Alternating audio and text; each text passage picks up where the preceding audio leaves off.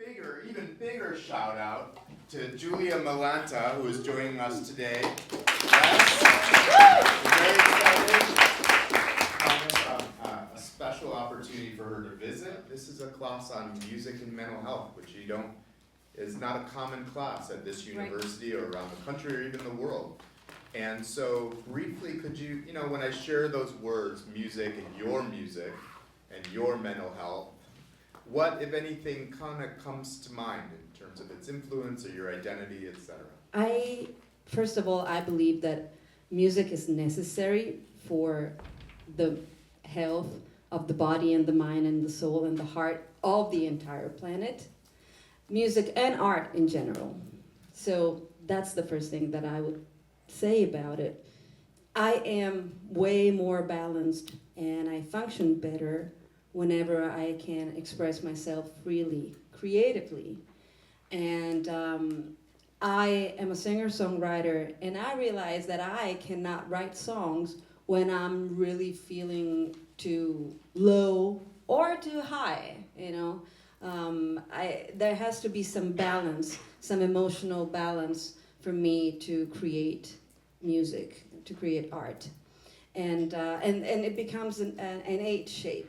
Like music makes me more balanced, and whenever I'm more balanced, I can practice more or better in a more focused way. I can write, I can express myself in a more balanced way. So I spend a lot of time by myself, and I spend a lot of time talking to the moon, but as a way to find that moment of intimacy with myself, where I get to be real and be honest with myself, and becoming my best friend, the person who's gonna be there, because that's the number one, for me, that's the number one point of mental health, being a good friend to myself. Night when I'm alone, you cast a silver glow on everything below. I try to call, I write you notes when I feel lost. You know a thing or two about the deepest blue, about the ocean and the sea, the darkness of the dark, a light from within a soul that bleeds. 'Cause you're my best friend, you're my best friend. I want to switch gears a little bit and just ask you maybe to talk about any perceived differences in how mental health is perceived in Italy versus your experience here. Any comparisons or experiences you've seen there between the two cultures and continents? There's a lot of medicated people in this country, way more than in Italy and in Europe. Medicated for everything, not just mental health. I'm talking about, cholesterol, high blood pressure, and also depression and all of that. And I think that the main responsible for this is, I think, lifestyle. Not just diet and exercise and the fact that we walk a lot more, we bike a lot more. It's also the lack of community. That's something that I've experienced here in the States, where people are way more isolated. We live in this, when we here in the States, we live in our cars. We go through drive-thrus, which means that we don't even interact to ask for a coffee most of the time. And I feel that that takes a big toll on mental health.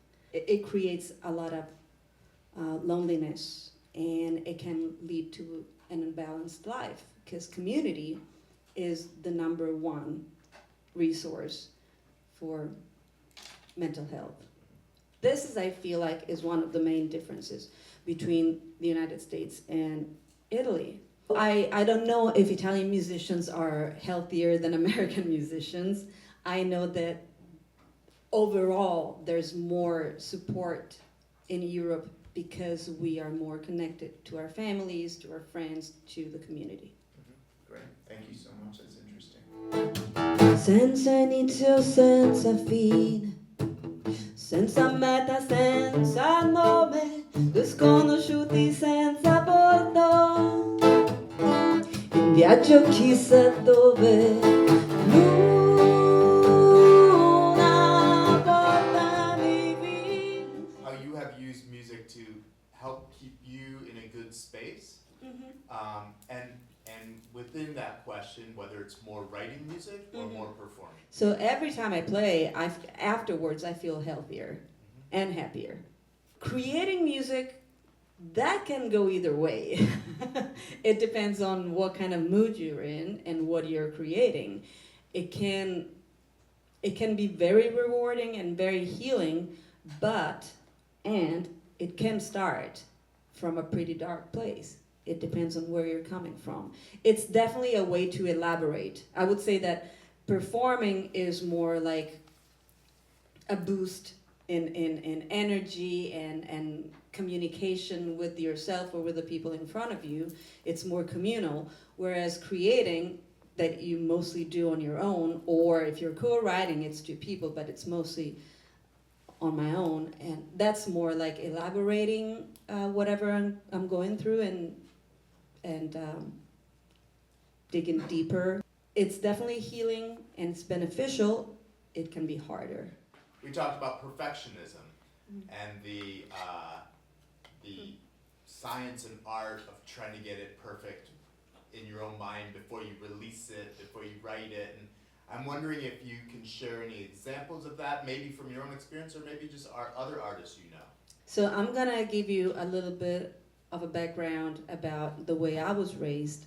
I'm an A+ student, always have been. That came from the notion, it wasn't mine, it was attached by someone else, aka parents, from the notion that it's never enough. And so you have to be perfect. You have to be the best you can possibly be, because if you're not, you may not be enough. Better. It did get better for me when I started following the sound of my feet, which is one of my songs, and just not care about what other people think or say, because at the end of the day, the main thing was, am I happy? When my head touches the pillow, am I happy with the person I am? It took me a long time. I'm not perfect at being imperfect yet. I'm working really hard at being perfectly imperfect. When it comes to music, I used to be terrified. Before any show, I used to make myself sick, physically sick. Throat ache, stomach, you name it. Because I was terrified of not being enough. Then, I got tired of being, it was exhausting being sick and that kind of pressure. I saw an interview by a guitar player that I met in Italy a while back. And he said, whenever I play a show, if I don't make at least 5 mistakes, I'm not pleased with myself, because it means that I haven't pushed myself enough. From that moment on, every single one of my mistakes became a learning experience, or just, all right, great, one more mistake, one less mistake ahead of me. And every time I make a mistake, I'm like, yes, it means that I'm getting out of my comfort zone. I'm trying to do something that I have not done before. And also I always say to my band, guys, we're not neurosurgeons. If we're making mistakes, nobody die. Nobody's gonna die if I mess it up. If I hit the wrong chord, if it doesn't matter. We all need, and it's called I Dance My Way. And it ties into this conversation of, it may be wrong, but it's mine. Been told too many times I should dance and sing in rhyme, but this is my chance to do my own dance. I don't care if it's right, it may as well be wrong, but it's mine and mine alone.